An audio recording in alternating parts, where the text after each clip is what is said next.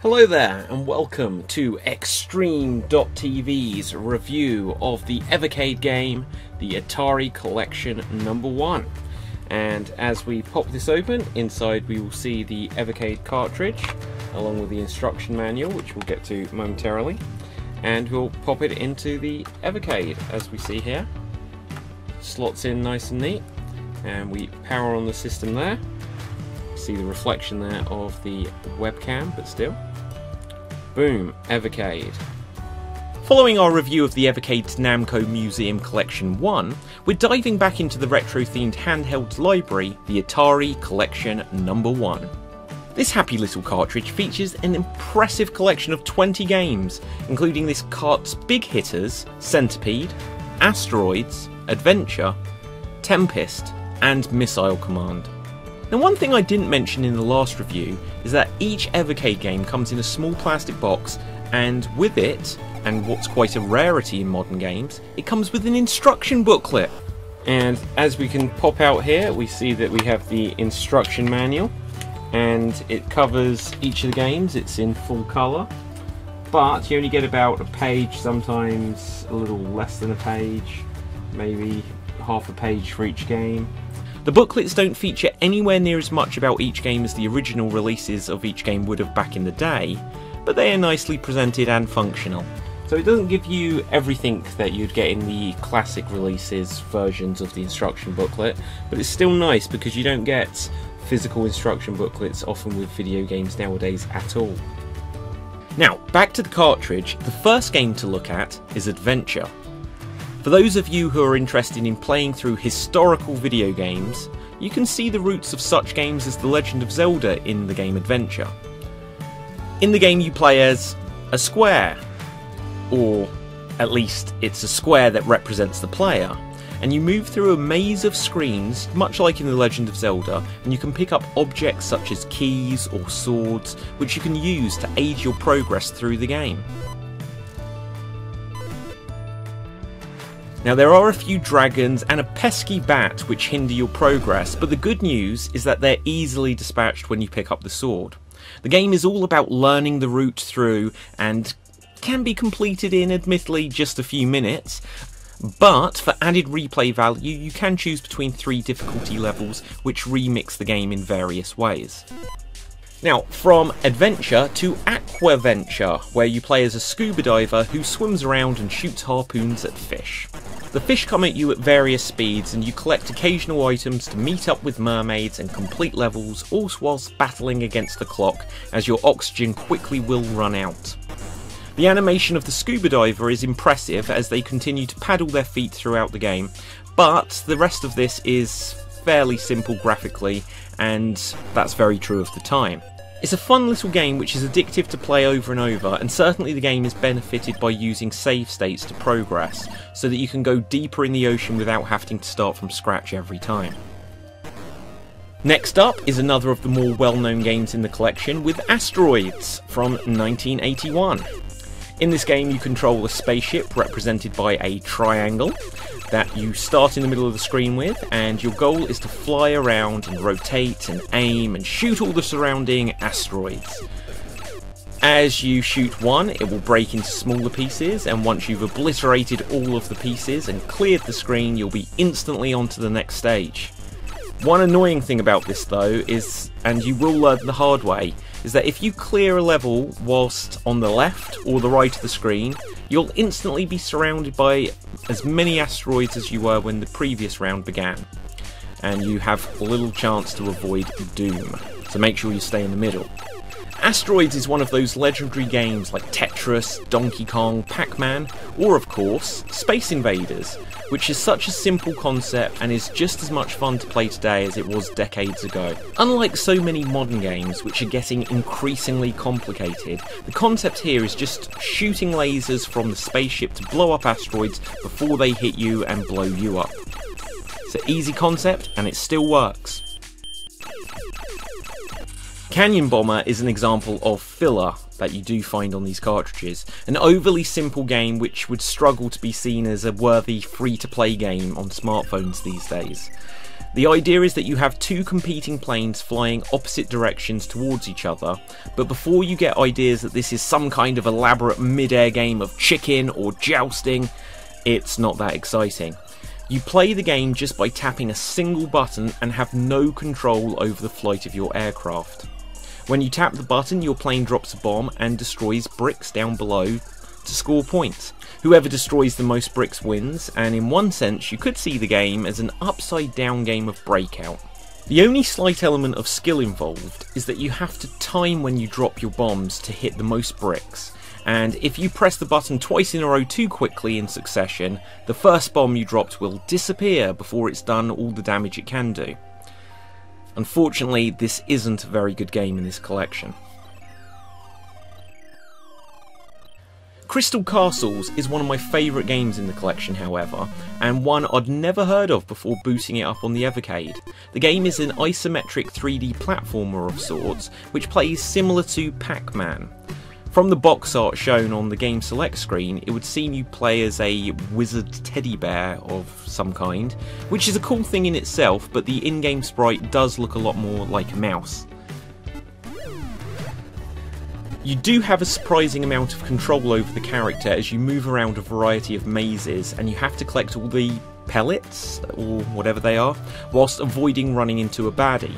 The controls for the character are really responsive, and this was an addictive game to play, which I really enjoyed. Feeling game with different levels to learn and villains to challenge, which changes the strategy up significantly. Centipede is another of the heavy hitters here, and is another addictive space shooter in the Space Invaders mould. Of course, the idea here is that the Centipede is what is coming down the screen towards you instead of aliens as found in Space Invaders or the bugs in Galaxian, but it's still fairly similar. A couple of unique features of this game is that, much like those rumours you heard about worms as a kid, if you shoot and cut the Centipede in half, it will split into two, and then you have two shorter independent worms coming at you. I mean centipedes. You know what I mean. When you manage to shoot the individual segments of the creature, they also will turn into blocks which can then be destroyed, because if they're not, they will create a barrier of sorts, which will mean that the centipede will travel down the screen a lot faster. Lastly, unlike other games of this type, you can move your ship about a quarter of the way up the screen, which allows you to dodge baddies if they get down to your level.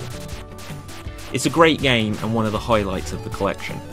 Double Dunk is a 2-on-2 basketball game, but I can say straight off the bat that NBA Jam this is not. It controls okay enough, but when the players get into close proximity on the screen, it can be a bit confusing which is your player and which is the opponent. There's not a lot to the game other than that you pass the ball back and forth and can shoot at the basket, but after not long you'll feel like you've seen it all. There are a bunch of options to add variety to the game, including the length of the game being dictated by time or how many points you need to score to win. You can also play with the rules a little bit, so that it's like how long you can hold the ball for without passing or shooting, or whether fouls are legal or not.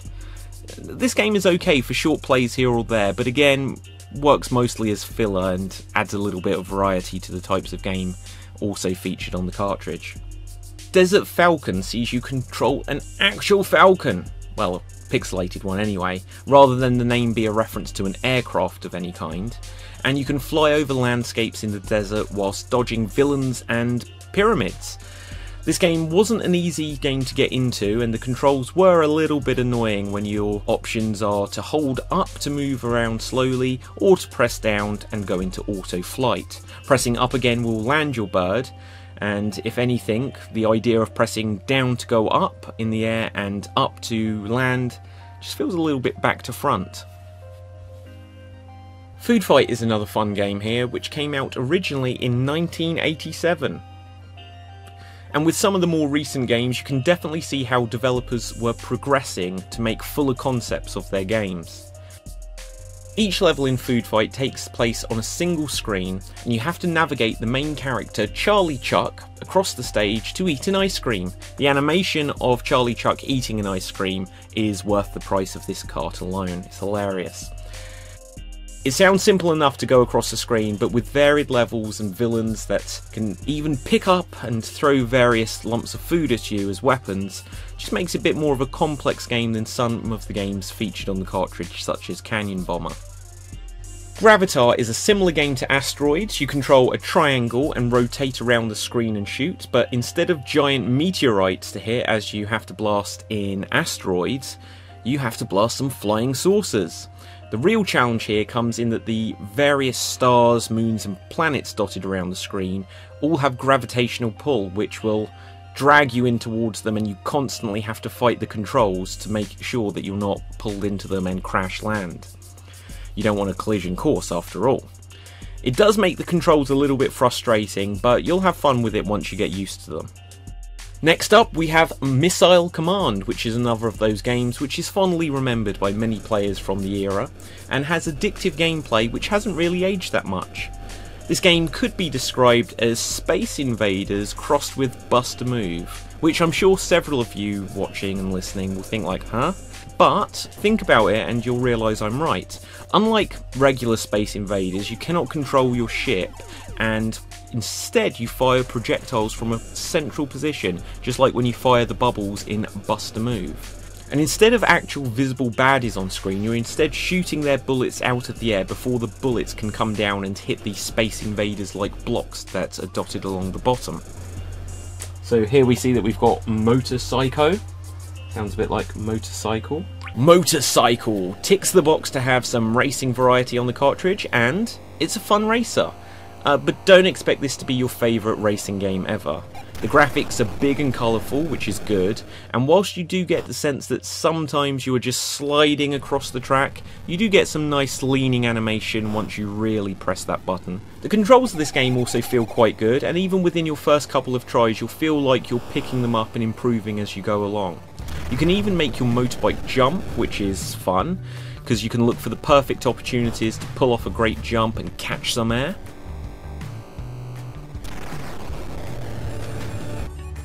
Let's see what else we've got.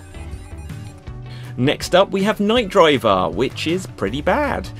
You control a car, which is represented by what looks like a badly drawn TIE fighter from Star Wars.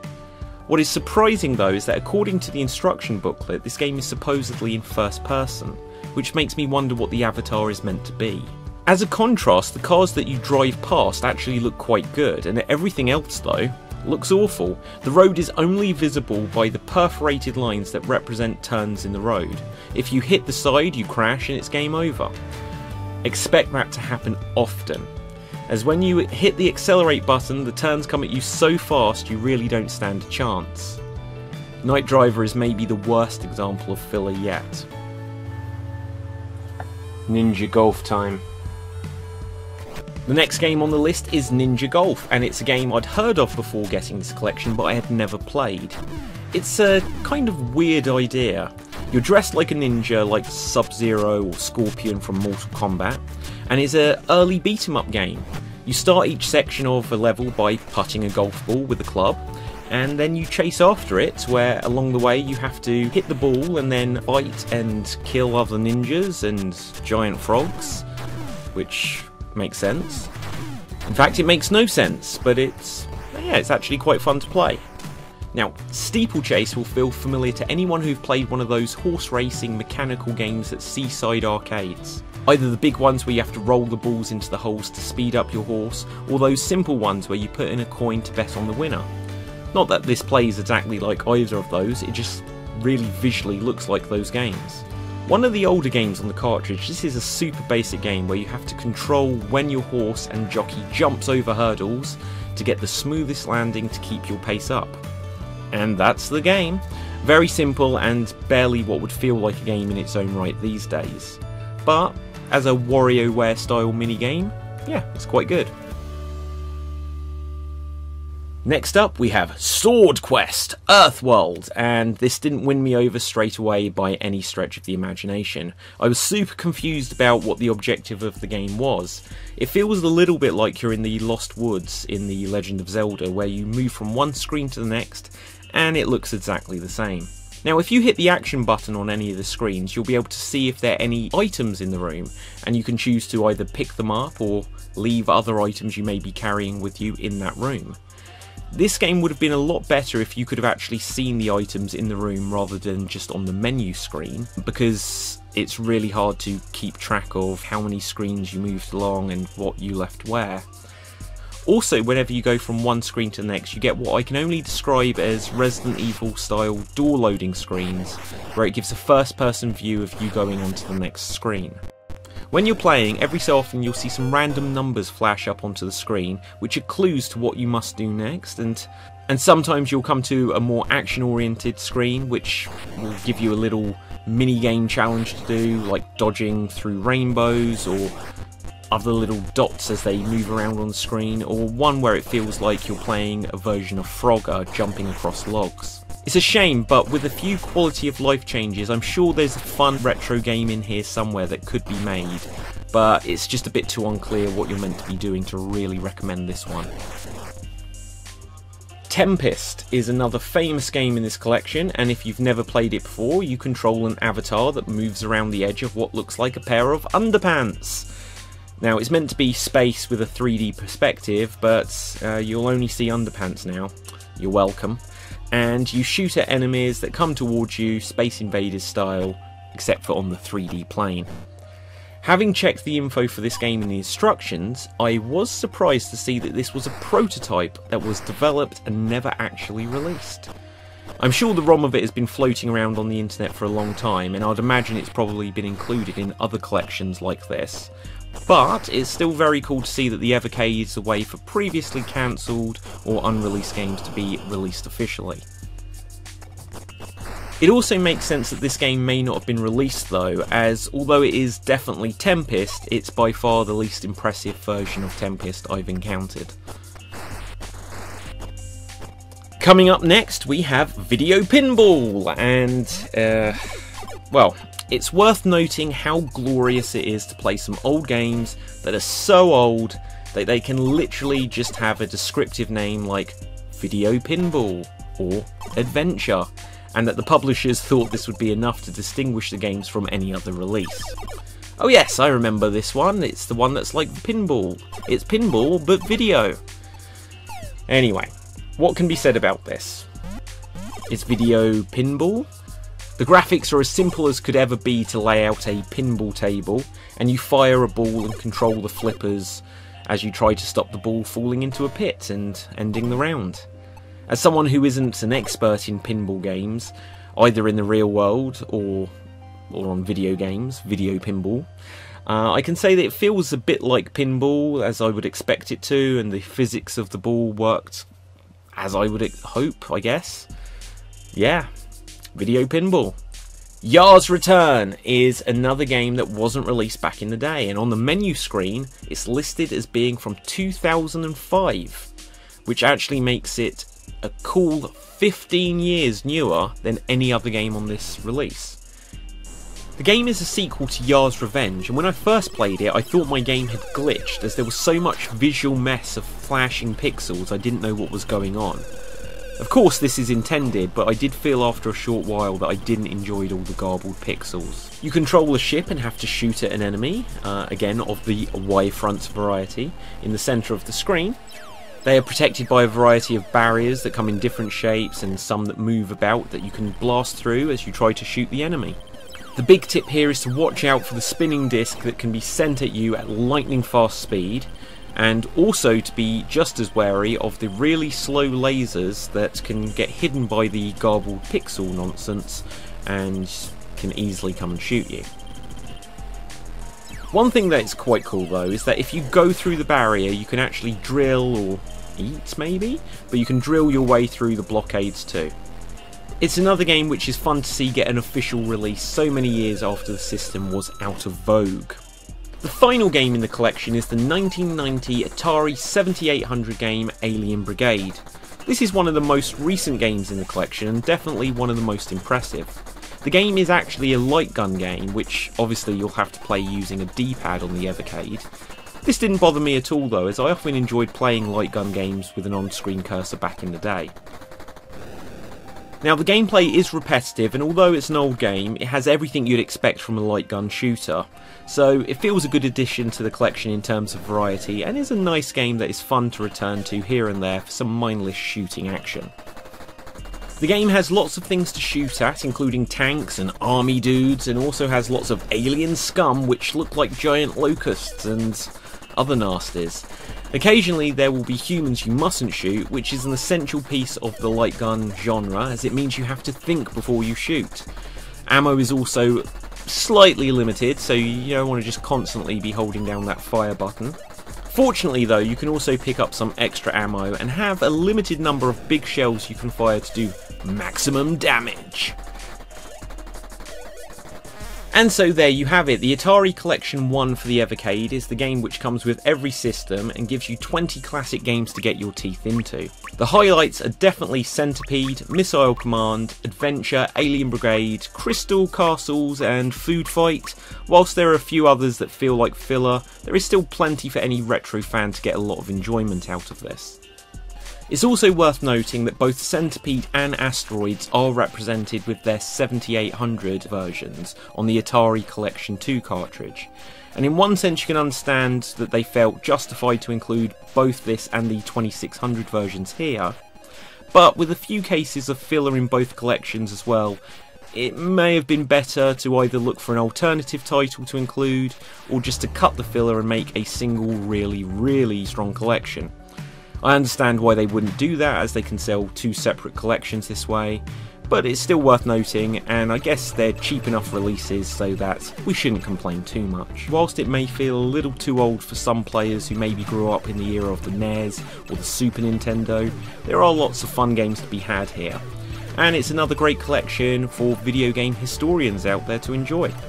And so there you have it, the Atari Collection 1 for the Evercade. It's a really good collection, and with 20 games on there, some of them are, like I said, a little bit filler, but overall it's a really strong release for the machine, and I look forward to reviewing some more of the Evercade games for you in the coming weeks.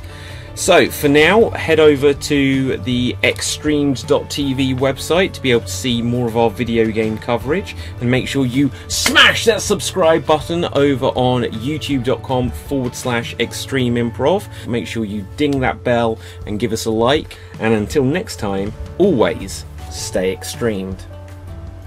Bye for now.